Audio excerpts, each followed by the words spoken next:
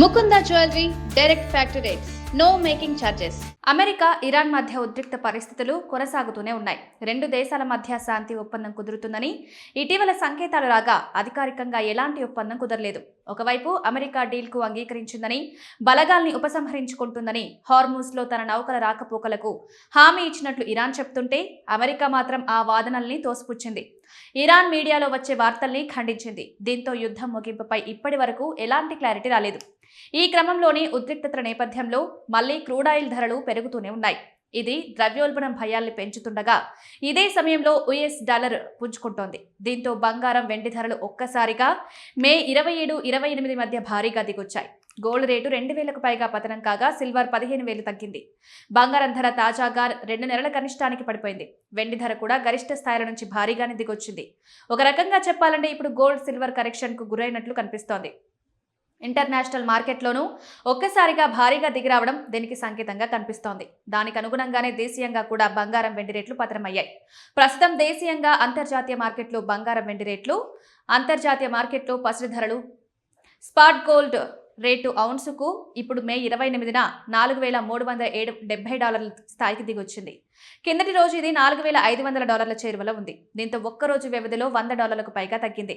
Silver rate కూడా $76 స్థాయి నుంచి $72కు పడిపోయింది. ఇంటర్నేషనల్ మార్కెట్లో ధరల పతనానికి అనుగుణంగానే దేశీయంగా కూడా గోల్డ్, సిల్వర్ రేటు దిగొచ్చాయి. 22 క్యారెట్ల పసిడి ధర మే 27న 10 గ్రాములకు $1,45,100 ఉండగా, ఇప్పుడు $2,050 తగ్గి $1,43,050కి దిగొచ్చింది. గత 3 రోజుల్లోనే ఇది $3,050 దిగి రావడం విశేషం.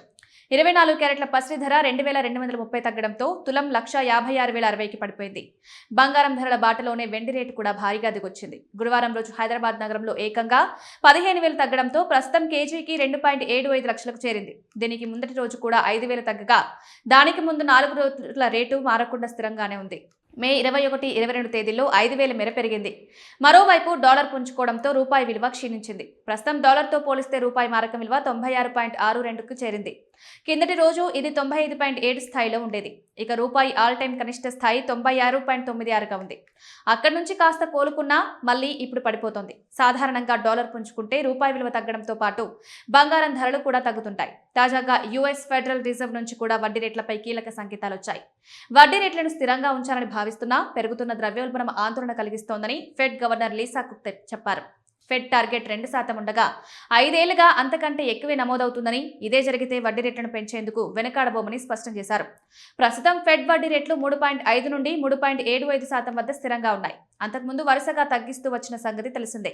ఇప్పుడు టారిఫ్స్ సహా ఇరాన్ యుద్ధం కారణంగా క్రూడాయిల్ ధరలు పెరుగుతుండడం, ఏఐ రంగంలో పెట్టుబడులు పెడుతుండడం ద్రవ్యోల్బణం పెరిగేందుకు దారితీస్తోంది. దీంతో వడ్డీ రేట్లు పెరగొచ్చని సంకేతాలు ఇచ్చారు. అదే జరిగితే డాలర్, బాండ్ ఈల్డ్స్లకు డిమాండ్ పెరిగి బంగారం ధరలు మరింత దిగొస్తుంటాయి. ఇప్పుడు ఫెడ్ సంకేతాలతోనే బంగారం డిమాండ్ తగ్గినట్లు భావిస్తున్నారు.